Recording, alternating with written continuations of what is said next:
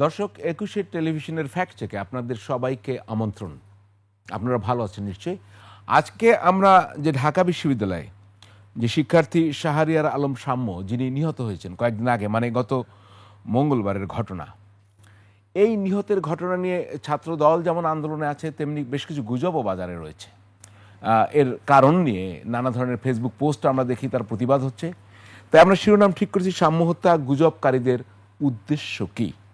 এ বিষয়ে কথা বলার জন্য আজকে আমাদের স্টুডিওতে রয়েছেন এম এ আজিজ, তিনি সিনিয়র সাংবাদিক। রয়েছেন নাসির উদ্দিন নাসির, সাধারণ সম্পাদক, বাংলাদেশ জাতীয়তাবাদী ছাত্রদল। আপনাদের দুজনকে আমন্ত্রণ। আর আমাদের সঙ্গে অনলাইনে রয়েছেন রিদওয়ানুল ইসলাম, ফ্যাক্ট চেকার, ফ্যাক্ট ওয়াচ। আমরা তাকে রেখেছি যে সমস্ত কার্ড বা গুজব এগুলো ছড়াচ্ছে, তাকে দিয়ে আমরা একবার জাস্টিফাই করে নেব যে আসলে কোনগুলো গুজব বা কোনগুলো সত্য। এখনও 3 জন গ্রেপ্তার হয়েছে, কিন্তু ছাত্রদল আজকেও সমাবেশ করেছে, আজকেও প্রতিবাদ সমাবেশ করেছে। তারা উপাচার্যের পদত্যাগ দাবি করেছে, প্রক্টরের পদত্যাগ দাবি করেছে, একই সঙ্গে যমুনামুখী লং মার্চের কর্মসূচি দেবে বলেও বলেছে। একই সঙ্গে আমি আরও বলি, একটি গুপ্ত সংগঠনের কথাও তারা বলছে। আমরা এই বিষয়গুলো একটু ব্যবচ্ছেদ আজকে করতে চাই। তার আগে আমরা দেখে নিতে চাই যে এ নিয়ে কারা কি বলছেন। প্রথমত, যেদিন হত্যাকাণ্ডের ঘটনা ঘটে তখন কি পরিস্থিতির সৃষ্টি হয়েছিল, আমরা যদি উপাচার্যের ভিডিও এবং সাম্য হত্যার ভিডিও একই সঙ্গে কিছু কার্ড যদি দেখাতে পারি তো আলোচনাটা একটু সুবিধা হবে।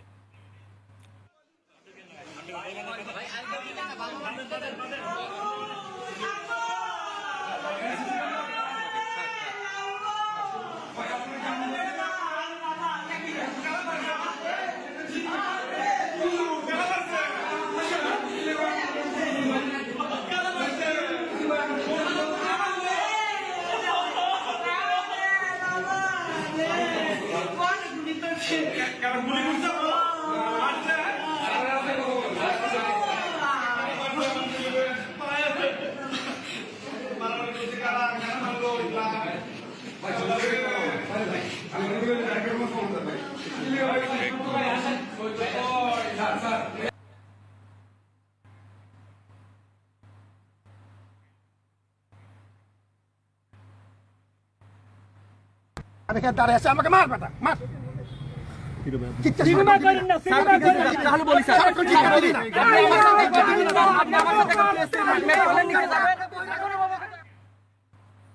আমরা দেখলাম যে এর ভিতরে কিন্তু কার্ড ছড়িয়েছে, সেটি যদি দেখা যেত।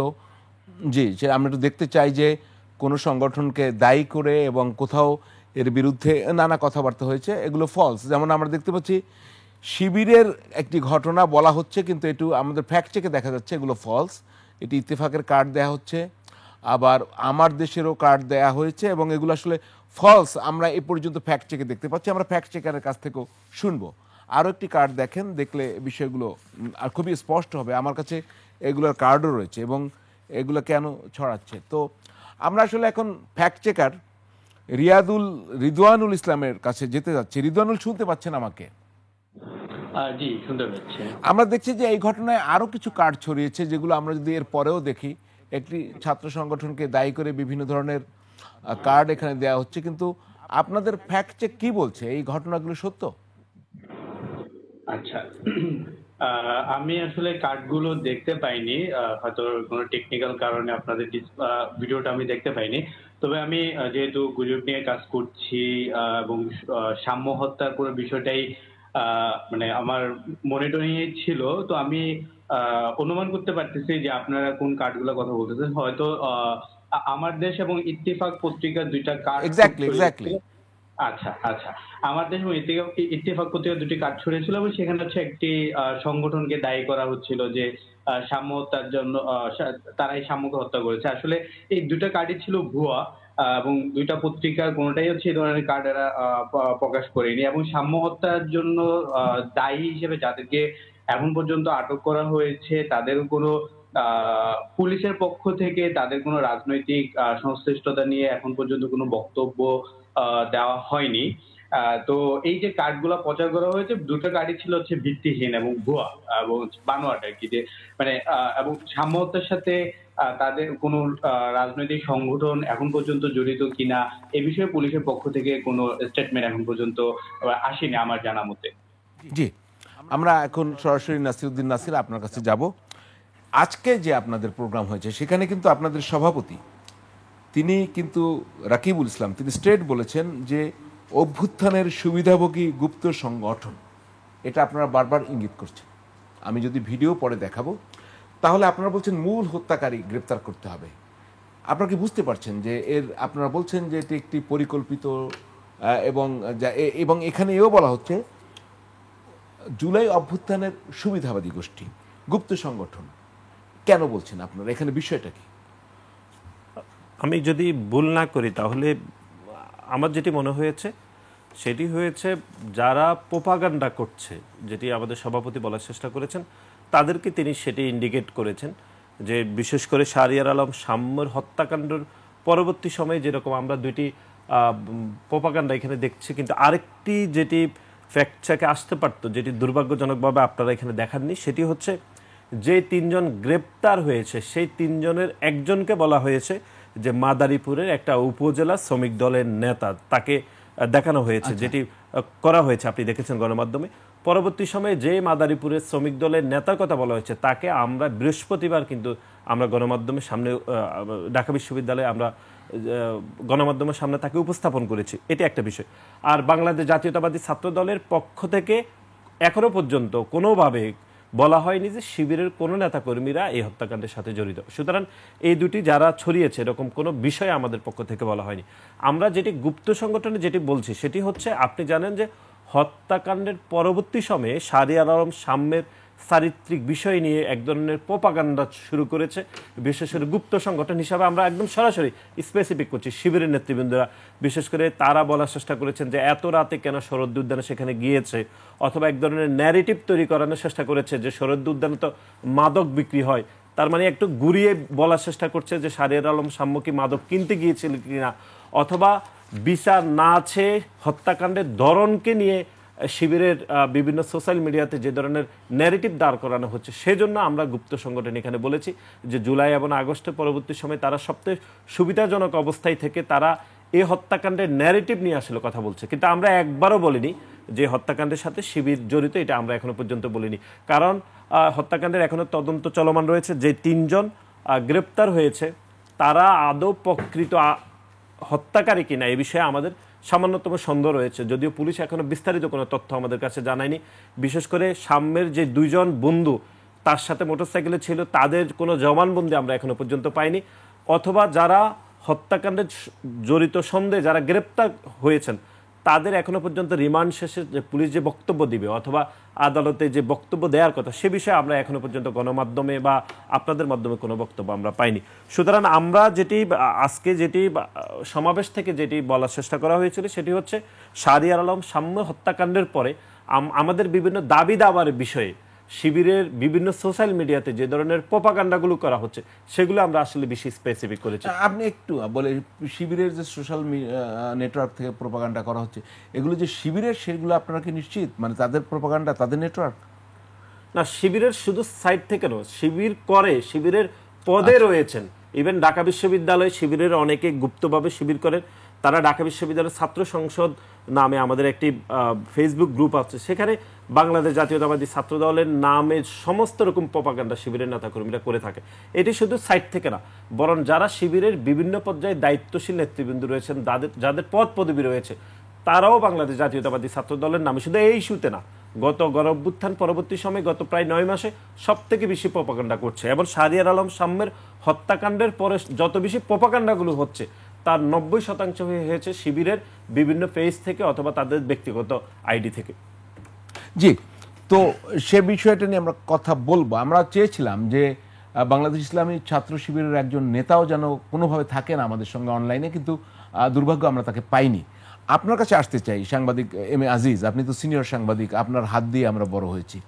তো সেই জায়গায় যদি বলতে চাই, উনি বলছিলেন যে এই ন্যারেটিভ তৈরি করা, আমি জানি না তার এই ন্যারেটিভ তৈরি করা হচ্ছে কি না, শিবিরের একটু ভালো জবাব দিই।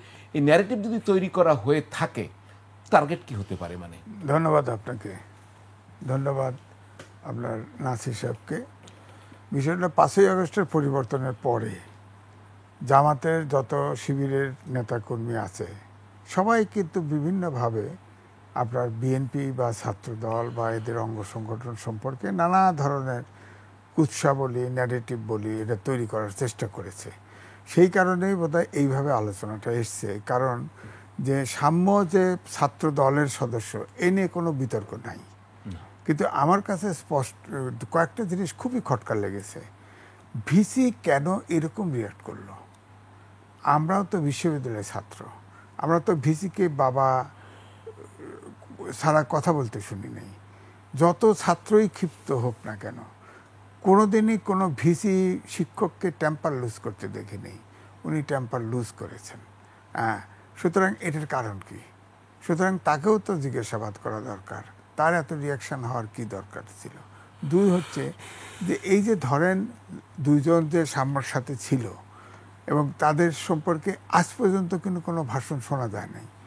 তারা তো আসলে বলতে গেলে তারাই তো প্রকৃত দর্শক, ঘটনার সময় তারা ছিল। তারা তো তাদের কোনো মন্তব্য কিন্তু পুলিশের কাছ থেকেও শোনা যায় নাই এবং অন্যরাও জানা যায়নি। এক। দুই হলো যে ধরেন ঢাকা ইউনিভার্সিটির ছাত্ররা এবং এই পার্কে যায় কাছাকাছি সব সময়, তো এটা কেন ঢাকা ইউনিভার্সিটির প্রশাসনের কাছ থেকে যে এই জায়গায় সিসি ক্যামেরা থাকা উচিত, এই চিন্তাটা কাজ করে নাই কেন? আর ঢাকা ইউনিভার্সিটির ছাত্র ছাত্রী সবাই ওই আপনার পার্কে যায়, সেখানে বহিরাগতরা ওটা গাজার আসর বসে গেছে, ওখানে বাইরের বহিরাগতরা ওখানে থাকে কেন? এইসব ব্যাপারে পুরোপুরি আমার মনে হয় বিশ্ববিদ্যালয় প্রশাসন একদমই উদাসীন ছিল বরাবরই। তা আমাদের মূল আলোচনার বিষয় হলো সাম্য হত্যাকাণ্ডের আপনার হত্যাকারীকে খুঁজে বার করা। তো হত্যাকারীকে খুঁজে বার করার আমি কোনো বিশ্বাসযোগ্য কোনো পদ্ধতি কিন্তু আমি খুঁজে পাচ্ছি না। এখনো যারা হচ্ছে একে অপরের কাছে, ধরেন ছাত্র দল বা বিএনপির, আমি তো দেখলাম রুহুল কবির বিষয় স্পষ্ট করে বললো রাজনৈতিক, হ্যাঁ রাজনৈতিক বিষয়। তো রাজনৈতিক বিষয় যদি হয় তারও তো প্রমাণ লাগবে। এই প্রমাণটা পুরোটা জিনিসটা ধোঁয়াশাটা হচ্ছে প্রশাসন কিন্তু এখনো এই ধরেন আমি বলবো ছাত্র ওই কোঠা বিরোধী আন্দোলন থেকে যে ঢাকা ইউনিভার্সিটির অস্থিরতা, এই অস্থির সময়ে কিভাবে ক্যাম্পাসটা চালাতে হবে সেটাও কিন্তু বুঝে উঠতে পারে নাই। তবে এখানে পুলিশের ভূমিকাই বেশি। আশেপাশে নিশ্চয়ই সিসি ক্যামেরা কিছু থাকবে, টিএসসিতে থাকবে, যেখানে থাকবে তো। সুতরাং এটা কি চাপা দেওয়া হচ্ছে নাকি আসলে এটা দুষ্কৃতিকারীকে খুঁজে বের করা হবে? আপনার একটা মোটরসাইকেলে ছিল 4-5টা মোটরসাইকেল আসলো কেন আসলো? সেখানে তো 4-5টা মোটরসাইকেল একসাথে ওই সময় গেল কেন? এটা তো জানতে হবে। তাহলে ওই মোটরসাইকেল কেউ ধরা পড়লো না কেন এখনো? তাদেরকে জিজ্ঞেস করা, তোমরা 10টা মোটরসাইকেল একসাথে গেলে কেন? প্রত্যেকটা মোটরসাইকেলে দুজনে বসা। আবার তাকে সাম্যকে যে স্টেপ করা হয়েছে, একদম ওটা যদি প্রফেশনাল কিলার না হয় তাহলে তো তার মারা যাওয়ার কথা না, কিন্তু মারা তো গেছে। তার মানে প্রফেশনাল কিলার বলেই সন্দেহটা ঘনীভূত হয়েছে যে তাকে কোনো ট্রেন্ড কোনো প্রফেশনাল কিলার তাকে এই স্টেপটা করেছে। সুতরাং এটা তদন্ত হতে হবে এবং তদন্তটা এমনভাবে হতে হবে যাতে বিশ্বাসযোগ্যতা পায়। কারণ ওখানে সিসি ক্যামেরা আছে কি নাই এ পর্যন্ত কোনো স্টেটমেন্ট শোনেন নাই তো। সিসি ক্যামেরা ওখানে থাকবে না কেন? টিএসসির সামনেই 1-2টা লাগানো থাকবে। আচ্ছা, না থাকলেও তো সেটাও তো বলে নাই যে আমরা সিসি ক্যামেরা ছিল না, রাত্রিবেলা কে কারে মারিয়ে গেছে খেয়াল পাইনি, কেউ তো বলছে না। আবার সাম্যর সাথে যারা ছিল তাদেরও স্টেটমেন্ট আমরা পাচ্ছি না। দুইজনের আইটনেস তো বলছে, হ্যাঁ সেটা তো অন্য বলছে। তো এই জন্য আমি বলছি যে প্রকৃতভাবে তদন্তটা এখনো সিরিয়াসলি হচ্ছে বলে আমার কাছে মনে হচ্ছে না। কোনো টার্গেট থাকতে পারে যে প্রকৃত তদন্তটা সিরিয়াসলি হচ্ছে না? নাসির, যদি আপনি বলতেন। আপনারা কিন্তু সেই অভিযোগটা বারবারই তুলছেন যে ভিন্ন খাতে প্রবাহিত করা হচ্ছে। দেখুন, এটি খুবই স্পষ্ট যে ভাই যেটি বললেন সেটি হচ্ছে প্রায় শাহরিয়ার আলম সাম্য হত্যাকাণ্ডের 120 ঘন্টা অতিবাহিত হচ্ছে। আমি একদম ভাইয়ের সাথে পুরো একমত যে এখনো পর্যন্ত তার সাথে যে দুইজন সহপাঠী যে মোটরসাইকেলে ছিলেন তাদের এখনো পর্যন্ত কোনো বক্তব্য আমরা আসলে দেখতে পাইনি। বিশেষ করে ঘটনা কারা ঘটিয়েছে বা তাদের সুস্পষ্ট বক্তব্য থাকা উচিত ছিল। অথবা যারা গ্রেপ্তার হয়েছেন, আমি শুনেছি 4 জন, আপনি বলেছেন 3 জন, তারা কি মোটিভে তাকে হত্যা করেছে বা কি তাদের সাথে শুরুতে কথোপকথন ছিল, সেগুলোর বিষয়ে আমাদের এক ধরনের দোয়াশা মনে হচ্ছে। এবং আপনি দেখেছেন যে গণ অভ্যুত্থান পরবর্তী সময়ে বাংলাদেশে ঢাকাতেই এই গত 1 মাসের মধ্যে দুইজন ছাত্রদলের নেতাকর্মীরা এরকম একই কায়দায় নির্মম হত্যাকাণ্ডের শিকার হয়েছে। প্রাইমেসে আমরা পারভেজকেও ঠিক ছুরিকাঘাত করে হত্যা করেছিলাম। হ্যাঁ, তাকেও কিন্তু বৈষম্য বিরোধী ছাত্র আন্দোলনের নেতৃবৃন্দরা সামান্য কথা কাটাকাটির মধ্যে তারা ছুরিকাঘাত করে হত্যা করেছে। আজকে ঠিক তার কয়েকদিন পরে শাহরিয়ার আলম সাম্য হত্যাকাণ্ডের শিকার হতে হয়েছে। তো সুতরাং 120 ঘন্টা যে অতিবাহিত হলো, এখানে শুধুমাত্র আমরা 3 জন অথবা 4 জনকে গ্রেপ্তারের বিষয়টা দেখেছি, কিন্তু সেটির যে কি কারণে তারা হত্যাকাণ্ড করেছে অথবা তাদের মোটিভ কি ছিল বা এটি পরিকল্পিত হত্যাকাণ্ড কিনা, আমরা তো মনে করছি পরিকল্পিত হত্যাকাণ্ড হতে পারে, কারণ গত 1 মাসে 2 জন ছাত্র দলের নেতাকর্মীরা ঠিক একই কায়দায় হত্যাকাণ্ডের শিকার হতে হয়েছিল। সুতরাং এটি তো পুলিশ প্রশাসনকে নিশ্চিত করতে হবে। একই সাথে আমরা আজকে ঢাকা বিশ্ববিদ্যালয়ের মাননীয় ভাইস চ্যান্সেলর আজকে গণমাধ্যমে বলেছেন তারা এখনো পর্যন্ত কোনো কিছু জানেন না। তিনি বিশ্ববিদ্যালয় অভিভাবক হিসাবে চরমভাবে ব্যর্থ হয়েছেন।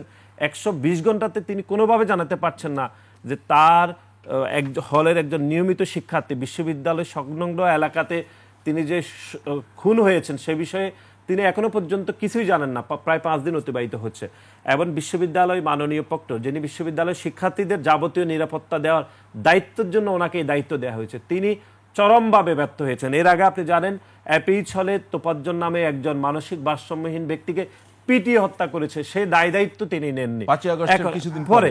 এবং আপনি দেখেছেন এরপরে এই দায়িত্ব নাকি ওনারা কোনোভাবে নেবেন এবং না। ওটা ছিল প্রায় উৎসব করে হত্যা করা, খাইয়ে তাকে ভাত টাত খাইয়ে তারপরে পিটিয়ে হত্যা করলো, তার কত ব্যবস্থা। এবং আপনি দেখবেন যে এই এক শ্রেণীর মানুষ ফেসবুকে ন্যারেটিভ দাঁড় করাচ্ছে যে কেন বিশ্ববিদ্যালয় ভাইস চ্যান্সেলর, কেন বিশ্ববিদ্যালয় মাননীয় প্রক্টর এই দায়িত্ব নেবে। পিতা কেটে আলাদা করে মাপ দেওয়া হচ্ছে যে এইটুকু হলে আমরা নিব না, এইটুকু হলে আমরা দায়িত্ব নেব। আপনি দেখেছেন এর আগে আপনাদের সহকর্মী যখন সাগররুনি হত্যাকাণ্ডের শিকার হয়েছিল তখন অবৈধ প্রধানমন্ত্রী খুনি শেখ হাসিনা বলেছিলেন যে কারো বেডরুম পাহারা দেওয়া ওনার দায়িত্বের মধ্যে পড়ে না। ঠিক একই ন্যারেটিভ যে বিশ্ববিদ্যালয় সংলগ্ন 10 হাত দূরে শিক্ষার্থী খুন হয়েছে, বলছে ওই দায়িত্ব বিশ্ববিদ্যালয় প্রশাসন নাকি নিবে না, বিশ্ববিদ্যালয় প্রক্টর নাকি ওই দায়িত্বের জন্য ওনার কোনো দায় নেই, বিশ্ববিদ্যালয় প্রশাসনের নাকি কোনো দায় নেই। এরকম ন্যারেটিভ তৈরি করছে ওই যে গুপ্ত সংগঠনের তারা। আমরা সেটি আজকে বলার চেষ্টা করেছিলাম। এবার আপনি দেখেছেন যেই দিন ঘটনা ঘটেছে, আমি শেষ করি, যেই দিন ঘটনা ঘটেছে সেই দিন বিশ্ববিদ্যালয় মাননীয় ভাইস চ্যান্সেলর বিধ্বস্ত ছাত্রদের সামনে তার বডি ল্যাঙ্গুয়েজ আপনি দেখেছেন কিরকম উদ্ধত্তপূর্ণ দিনে আচরণ করেছেন। তার মধ্যে কি কোনো আপনি দেখেছেন যে তার সন্তান যারা বিশ্ববিদ্যালয়ের শিক্ষার্থী তারা তো আলাদা না, সেম সন্তান, আপনারা তো বিশ্ববিদ্যালয়ে পড়ে এসেছেন, তখনকার ভাইস চ্যান্সেলরের সাথে এখনকার ভাইস চ্যান্সেলরের বডি ল্যাঙ্গুয়েজ আপনি এক কাতারে মিলান, দেখবেন কোনো কিছু আপনি মেলাতে পারবেন না। আবার তাদেরই একটি পক্ষ শ্রেণী এসে বলছে বিশ্ববিদ্যালয় ভাইস চ্যান্সেলরের কোনো দায়িত্ব নাই, বিশ্ববিদ্যালয় প্রক্টর নাকি দায়িত্ব নেবে না। ওই যে শেখ হাসিনার মতো যে সাগররুনি বেডরুমে হত্যাকাণ্ডের শিকার হয়েছে সেই দায়িত্ব কি আমার নাকি? এখন বিশ্ববিদ্যালয়ের অদূরে কয়েক হাত দূরে হত্যাকাণ্ডের শিকার হতে হয়েছে, সেখানে একই অবস্থা, একই ন্যারেটিভ দাঁড় করাচ্ছে যে এই হত্যাকাণ্ডের দায় প্রক্টরের না, এই হত্যাকাণ্ডের দায় বিশ্ববিদ্যালয় প্রশাসন। তাহলে কাদের? সেটা শুনবো। এবং ন্যারেটিভের কথা যেটা বলছেন, আমরা ছাত্রদল সভাপতি এবং শিবিরের সভাপতির বক্তব্য শুনবো একটু পরেই। তার আগে নিচ্ছি দর্শক একটি বিরতি, ফ্যাক্ট চেক নিয়ে ফিরবো একটু পরেই, সঙ্গেই থাকুন।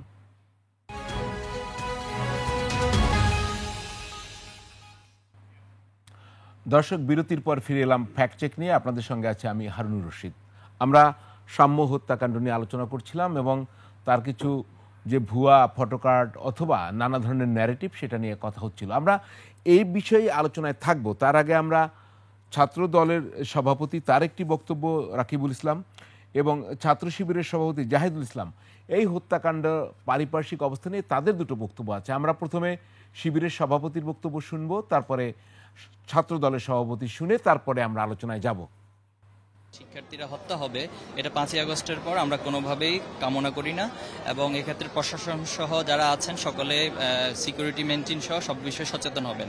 তবে গতকালকে রাত্রে আমরা যতটুকু খোঁজখবর নিয়েছি এখানে কিছু মাদকের সাথে যারা জড়িত রয়েছে, এবং আপনি জানেন যে ঢাকা বিশ্ববিদ্যালয় একটা গুরুত্বপূর্ণ জায়গা, অথচ সেখানে সোহরাওয়ার্দী উদ্যান, এই সোহরাওয়ার্দী উদ্যানের অনেক ইতিহাস ঐতিহ্য রয়েছে, কিন্তু সেখানে এক ধরনের মাদকের এবং যারা নেশাগ্রস্ত তাদের আখড়াতে পরিণত হয়েছে। এভাবে হত্যাকাণ্ডের শিকার হতে হয়, তাদের মনোনীত কষ্ট হয়। এখন তো খুনি আছে না নেই, এখন কেন এই ধরনের হত্যাকাণ্ডের শিকার হবে ছাত্রদলের নেতা কর্মীরা? সে কারণে তারা প্রতিক্রিয়া জানিয়েছে এবং যৌক্তিকভাবে সে প্রতিক্রিয়া দেখেছে। কিন্তু এই বাংলাদেশে একটি গুপ্ত সংগঠন রয়েছে, 1971 সালের পরাজিত শক্তিদের দূষণ রয়েছে, যারা এই ঢাকা বিশ্ববিদ্যালয়ে এখনো গুপ্ত অবস্থায় রাজনীতি করে তারা প্রকাশ্যে তাদের সংগঠনের পরিচয় দিতে লজ্জাবোধ করে সেই সংগঠনের নেতা কর্মীরা সাম্যের হত্যাকাণ্ড নিয়ে সোশ্যাল মিডিয়ায় প্রপাগান্ডা ছড়িয়েছে। আমরা শুধু নিন্দা জানিয়ে ক্ষান্ত হব না, আমরা তাদেরকে দাঁত ভাঙা জবাব দেওয়ার জন্য প্রস্তুত রয়েছে। আমরা যদি শিবির সভাপতির বক্তব্যটা আর একবার শুনতে পারতাম, কারণ আগে শোনা যায়নি ঠিক মতো। হত্যা হবে এটা 5ই আগস্টের পর আমরা কোনোভাবেই কামনা করি না, এবং এক্ষেত্রে প্রশাসন সহ যারা আছেন সকলে সিকিউরিটি মেনটেন সহ সব বিষয়ে সচেতন হবেন।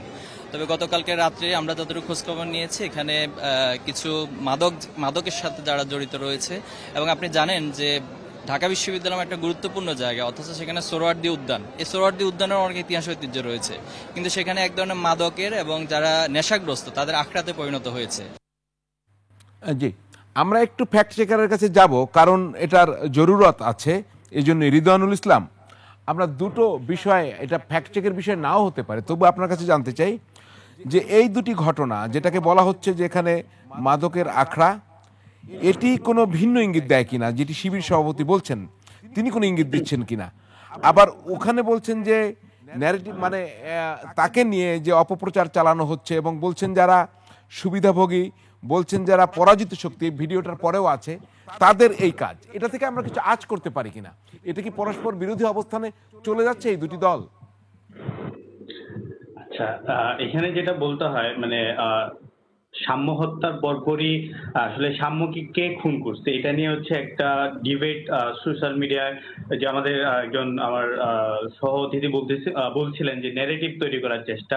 এখানে দুই পক্ষ থেকেই মানে দুই পক্ষ বলতে আমি কোনো নির্দিষ্ট পক্ষের কথা বলতেছি না, কিন্তু হচ্ছে দুইটা ন্যারেটিভ এই সোশ্যাল মিডিয়ায় আসছে বা ফেসবুকে আসছে যে সাম্য হত্যার সঙ্গে শিবির জড়িত। আবার এমন বক্তব্য আসছে যে সাম্য হত্যার সঙ্গে যাদের যে 3 জনকে আটক করা হয়েছিল তাদের একজন মাদারীপুরের যুবদলের রাজনীতির সঙ্গে জড়িত।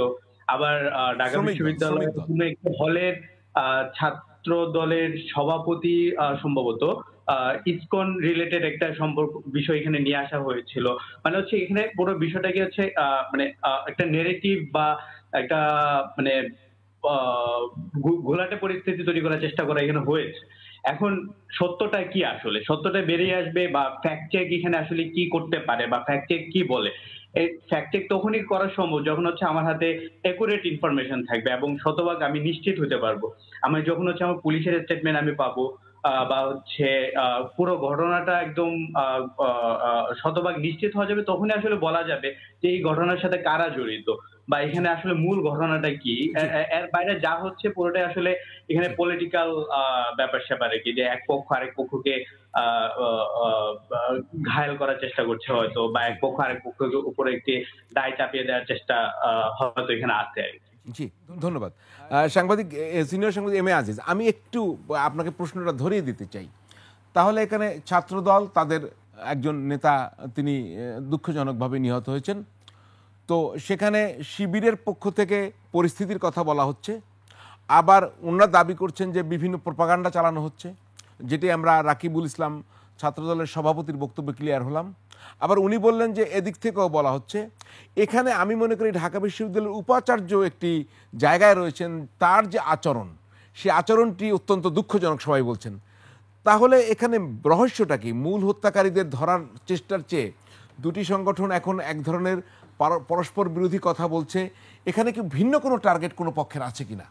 এখানে টার্গেট যেটা, বিশেষ করে দুই সংগঠনের দুইজনের বক্তব্য যেটা শোনা গেল, তাতে মনে হলো শিবিরের যিনি নেতা বক্তব্য রাখলেন তিনি হয়তো মাদকাসক্তরা ওখানে যায় তাকে হত্যা করেছে। আর ছাত্রদলের নেতা যেটা বলার চেষ্টা করেছেন যে তারা শিবিরের ছেলেরা আগেও তো এরকম টক্কাটা অনেক কিছু করতো, তারাই হয়তো ঘটিয়েছে। কিন্তু আমি বলবো যে এই কথার উপরে কিন্তু এটা আর্টিফিশিয়াল ইন্টেলিজেন্সের ঘটনা না যে সবসময় ফ্যাক্ট চেকিংয়ে এটা বের করা যাবে। আপনার 4 বছর আগের একটা ঘটনা দেখেন, নিকুঞ্জের পাশে একটা ইউনিভার্সিটির মেয়ে মৃত পাওয়া গেছে জঙ্গলের ভিতরে, তাকে রেপ করে মেরে ফেলেছে।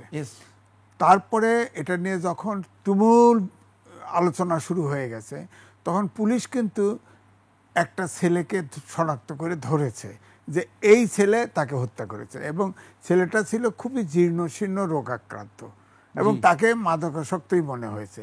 কিন্তু কেউ বিশ্বাস করে নাই যে এই ছেলে এই মেয়ের সাথে অন্তত শক্তিতেও পারবে, এটা বিশ্বাস করে নাই। তো সুতরাং এরকম দাঁড় করলেও তো হবে না, মানুষের বিবেক বুদ্ধি আছে, বিবেচনা বোধ আছে। এখানে যেটা দরকার অনুসন্ধান দরকার। না, আমি একটু আপনাকে থামিয়ে দিই যে ছাত্রদল বা শিবির কেউ তো কাউকে দায়ী করছে না, কিন্তু তারা কেন বাকযুদ্ধে লিপ্ত হচ্ছে? আমি বলি যে অন্য কোনো রিজন আছে কিনা এখানে? না, অন্য রিজন হচ্ছে যে একটাই, যে এখানে একটা পলিটিক্যাল রিজন তো আছেই। কারণ ঢাকা বিশ্ববিদ্যালয়ে তো এতদিনে দেখা গেছে যে ছাত্রদল তো ওখানে অবস্থান ছিল না, শিবির কিছু ছাত্রলীগ মিলাঝিলা গুপ্তভাবে থাকছে, হ্যাঁ বোঝা গেছে। তো ওখানে একটা আধিপত্যর ব্যাপার আছে। দ্বিতীয় হচ্ছে আর দ্বিতীয় হচ্ছে যে এখন রাজনৈতিক অঙ্গনেও আপনি দেখেন তাদের মাদার সংগঠন থেকে শুরু করে ছাত্র সংগঠনের ভিতরে এখন কিন্তু একটা বিতর্ক টাসেল কিন্তু চলছে। সেখানেও কিন্তু একে অপরকে দোষী করার চেষ্টা থাকতে পারে। তা আমার মূল কথা হচ্ছে যে অনুসন্ধানটা তো প্রপারলি হচ্ছে না, এইটা হলো ব্যাপার। এই যে ধরেন এই যে বলা হলো যে শ্রমিক দলের এক সদস্য এই হত্যাকাণ্ডে জড়িত থাকতে পারে, তাকে তো ছাত্র দলের ফাংশনে নিয়ে আসছে, সে তো বলছে তাদের লোক, তারা এটা তো ঢোবে টেকে না।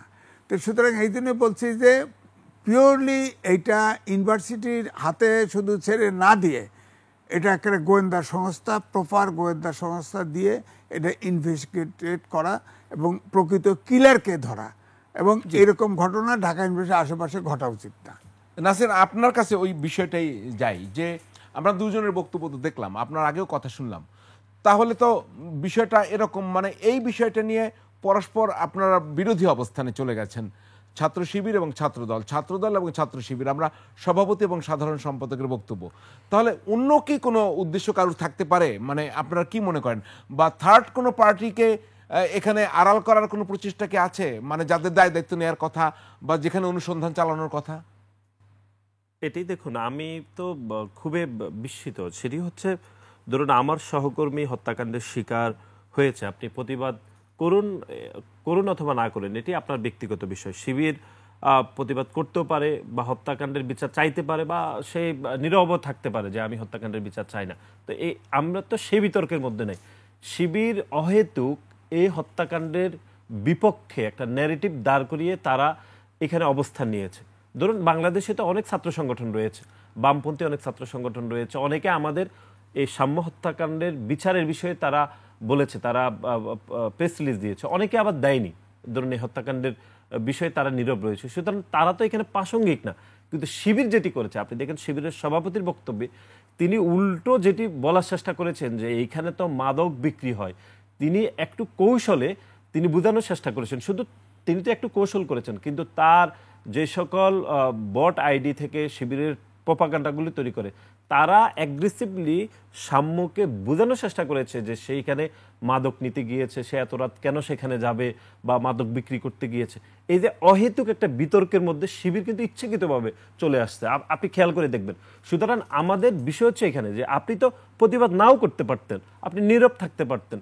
অনেক ছাত্র সংগঠন রয়েছে না, তারা কোনো ব্যাখ্যাই দেয়নি বা তারা বিচারও চায়নি, তারা নিরপেক্ষভাবে রয়েছে। সুতরাং শিবির এখানে ইচ্ছাকৃতভাবে সাম্যর হত্যাকাণ্ডের বিপক্ষে তারা নিজেরা এক ধরনের ন্যারেটিভ দাঁড় করাচ্ছে যে সাম্য এত রাত কেন সেখানে গিয়েছেন, সেখানে মাদক বিক্রি হয়, যেটি শিবিরের সভাপতি এখানে বলার চেষ্টা করেছেন। সুতরাং এগুলো তো এখানে প্রাসঙ্গিক ছিল না। এই প্রাসঙ্গিকতার কারণে বাংলাদেশ জাতীয়তাবাদী ছাত্রদল শিবিরের এই যে ন্যারেটিভ দাঁড় করাচ্ছে তার বিপক্ষে আমরা অবস্থান করছি। আমি মনে বুঝাতে পেরেছি এখানে একটা বিষয়। আমার এই প্রশ্ন হচ্ছে শিবিরের কি স্বার্থ? আপনি বলছেন তারা কেন ন্যারেটিভ দাঁড়া করাবে, মানে এটি তো কোনো হতে পারে না। এটি একটা বিষয়। সেটি আমাদের যেটি মনে হচ্ছে সেটি হচ্ছে, আমরা যখন এই হত্যাকাণ্ডের মধ্যরাতে যখন ঢাকা বিশ্ববিদ্যালয়ের মাননীয় ভাইস চ্যান্সেলরের বাসার সামনে আমরা একদম প্রাথমিকভাবে আমরা যে তাৎক্ষণিক বিক্ষোভ করেছি, প্রতিবাদ করেছি, সেখানে মাননীয় ভাইস চ্যান্সেলরকে আমরা দায়ী করেছিলাম যে বিশ্ববিদ্যালয়ের সর্বোচ্চ অভিভাবক হিসাবে তিনি কোনোভাবে হত্যাকাণ্ডের দায় এড়িয়ে যেতে পারেন না, এবং একই সাথে মাননীয় প্রক্টরের আমরা পদত্যাগ চেয়েছি। আমরা বলেছি যে তিনি এই হত্যাকাণ্ডের দায় এড়িয়ে যেতে পারেন না। যখনই এটা আমরা সামাজিক যোগাযোগ মাধ্যমে দিয়েছি, তখন থেকে শিবির উঠে পড়ে লেগেছে, না এখানে কোনোভাবে মাননীয় প্রক্টর জড়িত না, কোনোভাবে মাননীয় ভাইস চ্যান্সেলর জড়িত না। তারা এক ধরনের বিসি প্রক্টরের পক্ষ হয়ে দাঁড়িয়েছে। আপনি খেয়াল করে দেখবেন তাতে শিবিরের কি, আপনি যেভাবে বলছেন আমার তো খুব গ্রহণযোগ্য, তাতে শিবিরের কি? শিবিরের এখানে একটা বিষয়, অনেকে মনে করছেন যে ঢাকা বিশ্ববিদ্যালয়ের মাননীয় প্রক্টর, মাননীয় ভাইস চ্যান্সেলর তারা শিবির দ্বারাই প্যাট্রোনাইজ, বা তাদেরকে যে এখানে দায়িত্ব দেওয়া হয়েছে, বিশেষ করে মাননীয় ভাইস চ্যান্সেলর তিনি, অনেকে বলছেন যে শিবির তাকে এই দায়িত্ব দিয়েছে। গণ অভ্যুত্থান পরবর্তী একটা অস্থির সময়ে শিবির এখানে জোর করে তাকে দায়িত্ব দিয়েছে, এবং প্রক্টরের বিষয়ে অনেকে খোলামেলাভাবে বলছেন যে প্রক্টর অতীতে শিবিরের রাজনীতির সাথে জড়িত ছিলেন বা এখনো জামাত ইসলামের রাজনীতি করেন। এই জন্য আমাদের মনে হচ্ছে যে শিবিরের বিভিন্ন নেতাকর্মীরা তারা প্রক্টর এবং হচ্ছে মাননীয় ভাইস চ্যান্সেলরের পক্ষ হয়ে দাঁড়িয়েছেন, যে কোনোভাবে তারা এখানে জড়িত না। এবং ভাইস চ্যান্সেলর এরকম এক ধরনের অস্বাভাবিক আচরণ করার পরও তিনি যেই বডি ল্যাঙ্গুয়েজ করেছেন শিক্ষার্থীদের সাথে, শোকে সংক্ষুব্ধ শিক্ষার্থীরা তার কাছে প্রতিবাদ জানিয়েছেন, তিনি তো তাদেরকে সান্ত্বনা দিতে পারতেন। তার পুত্র সমতুল্য শিক্ষার্থী হত্যাকাণ্ডের শিকার হইতেন, তিনি তার বিপরীতে যে ধরনের বডি ল্যাঙ্গুয়েজ ব্যবহার করেছেন তার পক্ষে অবস্থান নিয়েছে শিবিরের নেতাকর্মীরা, যে না ভাইস চ্যান্সেলর ঠিকই করেছে না। কিন্তু ভাইস চ্যান্সেলর প্রক্টর যাই বলেন, এটা তো অন্তর্বর্তী সরকারের নিয়োগ। অন্তর্বর্তী সরকার তো শিবির বলেন বা তাদের বৃহত্তর সংগঠন তারা তো সেই সরকারে নেই, বরং অন্যদের অভিযোগ আছে যে এই সরকারে বিএনপির লোকজন আছে, বিএনপি নিয়ন্ত্রিত সরকার, সেখানে তারা কিভাবে নিয়োগ দিল? আপনি কিভাবে বলছেন এটা? কে বলছে যে বিএনপি নীতি? ঢাকা বিশ্ববিদ্যালয়ের মাননীয় ভাইস চ্যান্সেলর, মাননীয় প্রক্টরের বিষয়ে এটি অনেকাংশে শিক্ষার্থীরা মনে করেন যে ওনারা জামাত ইসলামের রাজনীতি করছেন বা অতীতে ছাত্র শিবির দ্বারা নিয়ন্ত্রিত ছিলেন। আসলে সেগুলো আমাদের কাছে মুখ্য বিষয় না। আমরা মনে করছি যে মাননীয় ভাইস চ্যান্সেলর যে আচরণ করেছেন, তিনি আরো স্বাভাবিক আচরণ করতে পারতেন শিক্ষার্থীদের সাথে, তিনি অভিভাবক সুলভ আচরণ করতে পারতেন, তিনি পিতা সুলভ আচরণ করতে পারতেন। মাননীয় প্রক্টর তিনি আরো বেশি দায়িত্বশীল আচরণ করতে পারতেন। বিশেষ করে তোফাজ্জল হত্যাকাণ্ডের বিষয়ে ওনার উচিত ছিল ক্যাম্পাসগুলোকে আরো নিরাপত্তা করা, শিক্ষার্থীদেরকে আরো শৃঙ্খল রাখা। সেটি না করে বরং হচ্ছে এগুলোর এক ধরনের বিশৃঙ্খল অবস্থা তৈরি হয়েছে। এবং আপনি জানেন শরৎদি উদ্যানে এর আগেও একজন বয়স্ক মহিলা ঠিক 1-1.5 মাস আগে তিনি দর্শনের শিকার হয়েছেন, সেটি কিন্তু গণমাধ্যমে খুব বেশি আসেনি। এবং আপনি জানেন যে বাংলা একাডেমির যে রাস্তাটি, সে রাস্তাতে কয়েকদিন আগেও আমাদের নারী শিক্ষার্থীরা হয়রানির শিকার হয়েছে, তারা হচ্ছে ছিনতাইকারীদের কবলে পড়েছে। সেই বিশ্ববিদ্যালয় প্রশাসনের খুব বেশি মাথা ব্যথা রয়েছে বলে আমাদের মনে হচ্ছে। যে আমি একটু বুঝতে চাচ্ছিলাম, আমি এর আগেও আপনাদের বলেছি যে আমরা বাংলাদেশ ইসলামী ছাত্র শিবিরের কোনো একজন কেন্দ্রীয় নেতাকে চেয়েছিলাম, আসলে তাদেরকে আমরা ঠিক যুক্ত করতে পারিনি আজকে সারাদিনেও, তো এই জন্য দুঃখ প্রকাশ করছি। তারা থাকলে একটু ভালো বলতে পারবেন। আজিজ ভাই, আমরা ন্যারেটিভই বলি, নাসিরের এই যে ছাত্রদলের সাধারণ সম্পাদক, উনি যে ন্যারেটিভটা বলছেন যে ভিসি তাদের নিয়ন্ত্রণ, শিবির, আমার কাছে কিন্তু এটা বিশ্বাসযোগ্য মনে হচ্ছে না। তারা কেন শিবির নিয়ন্ত্রিত হবে? তারা তো তত্ত্বাবধায়ক মানে ইন্টারিম সরকার নিয়োগ দিছে, কিন্তু এটা ঠিক যে বিএনপি, জামাত এবং প্রথম আলো, ডেইলি স্টার, এই 3 জায়গা থেকে নিয়োগটা বেশি হয়েছে। কিরকম? এটা দেওয়া হয়েছে, তারা প্রস্তাব দিয়েছে, তাদের প্রস্তাবে হয়েছে, তো হয়েছে। মানে আবার শুনতে চাই, মানে কোন নিয়োগগুলো? আচ্ছা, এই সব নিয়োগ কারা দিয়েছে? একদম উপদেষ্টা থেকে শুরু করে নিচ পর্যন্ত বিএনপি আছে, জামাত আছে এবং প্রথম আলো, ডেইলি স্টার আছে। আচ্ছা, প্রথম আলো, ডেইলি স্টারের লোকও যারা ওখানে লিখে, যারা তাদের সাথে খাতির, তাদেরকে চাকরি দেওয়া হয়েছে। আমি নাম বলে ছোট করতে চাই না। দ্বিতীয়টা শোনেন, যেদিন এই ভিসি সাহেব নিয়োগ হলেন, সেদিন আমি দৈনিক দেশ টিভিতে একজন ঢাকা ইউনিভার্সিটির প্রফেসরের সাথে আমি টকশো করছি। তখন তার কাছে টেলিফোন আসলো যে ভিসি অমকে হয়েছে। সে বারবার জিজ্ঞেস করতেছে উনি কে, উনি চেনে না। আমাকে বললো, আমার সাথে তার খাতির, চেনে না। তখন একটা পর্যায়ে উনি তার সাথে আলাপ করলো, কয় যে না, উনি ওই মসজিদে নামাজ টামাজ বেশি পড়ে, এই জন্য জামাত বলে। আসলে উনি নিরপেক্ষ লোক, জামাত না। তো এটা কিন্তু একটা প্রচারণা ছিল। যখন নিয়োগটা পেয়েছে উনি, তখন কিন্তু উনি জামাতের লোক হিসেবেই পরিচিতিটা পেয়েছিল। ওনার ধরেন ছোট ছোট দাড়ি, নামাজ বেশি পড়া ইত্যাদি। এখন নামাজ তো ধরেন জামাতের বাইরে বিএনপির লোক পড়ে না, পড়ে তো, কিন্তু তার সম্পর্কে ফার্স্ট ইমপ্রেশনটা এরকমই ছিল। না, এই ধরনের ইমপ্রেশন দিয়ে তো আমরা সবকিছু জাজ করতে পারবো না একজন সম্মানিত ভিসিকে নিয়ে। যে বলুন। শোনেন, আগের দিনে আমি তো 5-6টা ভিসি পার দিয়েছি। ভিসি তারা দূরবীন দিয়ে দেখতে হতো যে সে কোন ফিলোসফি কোন আদর্শে বিশ্বাস করে, তাকে বোঝা যেত না। এখন বোঝা যায়, কারণ পলিটিক্যালি ভিসি নিয়োগ হচ্ছে, পলিটিক্যালি ভিসি পছন্দ করে নিছে। আপনি কি কোনো ভিসি দেখবেন যে আওয়ামী লীগ লাইনের একটা ভিসি হয়েছে? কেন হয় নাই? কখন কখন? এই সরকারের আমলে আচ্ছা, একটা হয়েছে, একটা প্রমাণ দিতে পারবেন।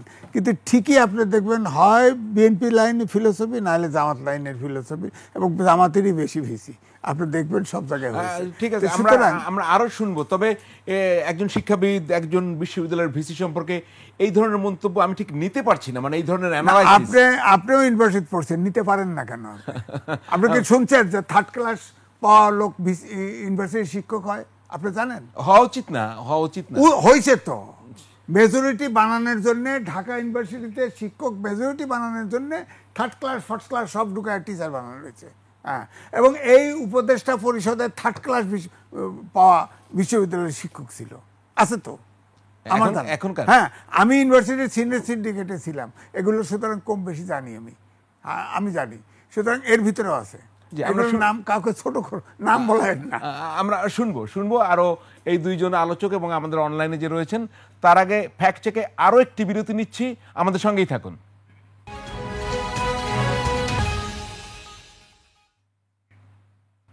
দর্শক, বিরতির পর ফ্যাক্ট চেক নিয়ে আবারও ফিরে এলাম আমি, হারুন রশিদ। আমার সঙ্গে আবারও কারা রয়েছেন একবার আবারও পরিচয় করিয়ে দিচ্ছি। আমার সঙ্গে রয়েছেন সিনিয়র সাংবাদিক এম এ আজিজ, রয়েছেন ছাত্র দলের সাধারণ সম্পাদক নাসিরউদ্দিন নাসির, এবং অনলাইনে আমার সঙ্গে যুক্ত রয়েছেন রিদওয়ানুল ইসলাম, ফ্যাক্ট চেকার, ফ্যাক্ট ওয়াচ। তো নাসির সাহেব বলছিলেন, মানে আমাদের প্রথম পর্বে আমরা যখন ছিলাম, যে একটি প্রোপাগান্ডা, যেটা হচ্ছে যে তিনজন গ্রেপ্তার হয়েছে যদি দেখানো সম্ভব হয়, তার ভিতরে লাল একটি দাগ দেওয়া, বলা হচ্ছিল ঢাকা বিশ্ববিদ্যালয়ের শিক্ষার্থী সাম্য হত্যায় জড়িত শ্রমিক দল নেতা। আমি দেখছি একটি আইডি থেকে একটি ছড়ানো হয়েছে মফিজুর রহমান, এবং উনি বলছিলেন যে আমরা এটা দেখি। এটি আপনি বলছিলেন আমাদেরকে যে ঢাকা বিশ্ববিদ্যালয়ের শিক্ষার্থী, আবারও দেখতে চাই এটা, সাম্য ডাসার একটা উপজেলা, এটি মাদারীপুরে, এই যে আমরা সার্কেল করা দেখতে পাচ্ছি, এবং তাকে বলা হচ্ছে শ্রমিক দল নেতা। তো এই সাম্য হত্যায় যদি শ্রমিক দল নেতা, তার নাম সম্রাট, তিনি জড়িত থাকে, তাহলে কিভাবে অস্বীকার করবেন যে এই হত্যাকাণ্ডে অন্যরা জড়িত? আপনাদের আভ্যন্তরীণ কোন্দল না আসলে বিষয়টা কি, একটু আপনার কাছে জানতে চাই। প্রথমত হচ্ছে, আমরা যেটি প্রথম থেকে বলছি সেটি হচ্ছে অনাকাঙ্ক্ষিতভাবে আমরা হত্যাকাণ্ডের বিচার চাচ্ছি। এই সময় অনাকাঙ্ক্ষিতভাবে যে গুপ্ত সংগঠনের কথা আপনি বললেন, সেই গুপ্ত সংগঠনের বিভিন্ন পর্যায়ের বট আইডি থেকে বা তাদের নিজস্ব আইডি থেকে হত্যাকাণ্ডের বিপক্ষে এক ধরনের ন্যারেটিভ দাঁড় করানো হচ্ছে। এখানে আপনি যেটি দেখলেন যে হত্যাকাণ্ডের মাদারীপুরের আমাদের ডাসা উপজেলার সাংগঠনিক সম্পাদক শ্রমিক দলের নেতা সম্রাটকে বলা হচ্ছে এই তিনজন থেকে একজন আটক, যে সম্রাট। পরবর্তী সময়ে আমরা ঢাকা বিশ্ববিদ্যালয় মাননীয় উপাচার্য মহোদয়ের বাড়ির সামনে আমরা সেই সম্রাটকে, যে সম্রাটের কথা বলা হচ্ছে, এই যে আমাদের কমিটির লিস্ট ধরে, সেই সম্রাটকে আমরা এনে এখানে বক্তব্য দিয়েছি, সেটি আপনাদের গণমাধ্যমে সেটি প্রকাশিত হয়েছে। আমরা সেই সম্রাটকে এনে ঢাকা বিশ্ববিদ্যালয়ের ভাইস চ্যান্সেলর মহোদয়ের বাসার সামনে এসে তিনি বক্তব্য দিয়েছেন। তারপরে তাকে আবার ভাইস চ্যান্সেলর মহোদয়ের বাসার সামনে, যেটা আমাদের বিক্ষোভটি বাসার সামনে হয়েছিল, ওইখানে এনে আমরা তাকে বক্তব্য দিয়েছি। এরকম এক ধরনের বিপক্ষে ন্যারেটিভ দাঁড় করিয়েছে শিবিরের বা এই যে গুপ্ত সংগঠনের বিভিন্ন আইডি থেকে।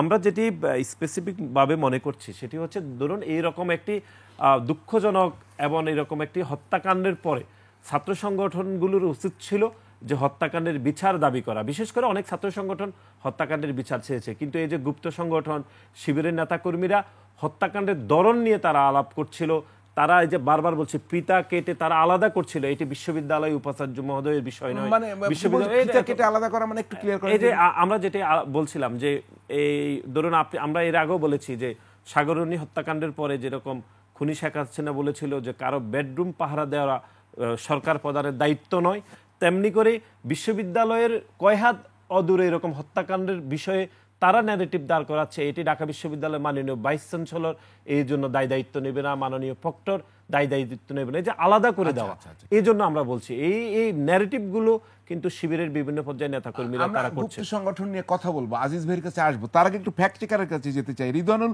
শুনতে পাচ্ছেন আমাকে? জি, শুনতে পাচ্ছি। আপনি কি এই ছবিটা দেখতে পাচ্ছেন আমরা যেটা দেখিয়েছি? জি, আমি এটা দেখেছি। জি, আপনাদের ফ্যাক্ট চেক কি বলে, মানে এটা কি সত্য কিনা? হতেই তো পারে যে তিনি আসলেই শ্রমিক দলের কেউ, অথবা এটি কি খুব ব্যাপক আকারে, আর বট থেকে ছড়ানো বিষয়টাও যদি একটু ব্যাখ্যা করতেন আপনি। আচ্ছা, প্রথমে হচ্ছে আমি ওই যে তার রাজনৈতিক পরিচয়ের বিষয় যেটা আসলে সেটা নিয়ে যদি একটু বলি। আহ, আমরা ৫ আগস্টের পরবর্তী বিভিন্ন সময় দেখেছি এরকম যে কোনো ইনসিডেন্টের ক্ষেত্রেই দেখা যায় কারোর সাথে সম্পৃক্ত করে তাকে কোনো একটা রাজনৈতিক দলের নেতা বা সমর্থক বা এরকম কিছু একটা পরিচয় দিয়ে বিভিন্নভাবে আহ, যে কোনো ইনসিডেন্টের ক্ষেত্রে এই ধরনের আমরা অনেক ক্লেম দেখতে পেয়েছি। তো এই ধরনের ক্লেমের ক্ষেত্রে আসলে আমরা কনফিডেন্টলি বলতে পারি না বা বলার সুযোগ থাকে না যদি আমাদের কাছে এক্সাক্ট প্রমাণ না থাকে যে সে ছাত্র দলের কিনা, বিএনপির কিনা, আওয়ামী লীগের কিনা বা শিবির বা জামায়াতের কিনা। এখন যেটা হয়েছে, ধরেন কেউ বললো হচ্ছে আমি শিবিরের সাথে জড়িত বা আমি শিবিরের সমর্থক। এখন আমি শিবিরের সমর্থক কিনা এটা আমি কিভাবে প্রমাণ করব, বা এটা কিভাবে প্রমাণ হবে? এক্ষেত্রে একটা বিষয় হচ্ছে ওই যে ডকুমেন্ট, তার কোনো যদি দলীয় কোনো পদ থেকে থাকে সেক্ষেত্রে সেটা হইতে পারে।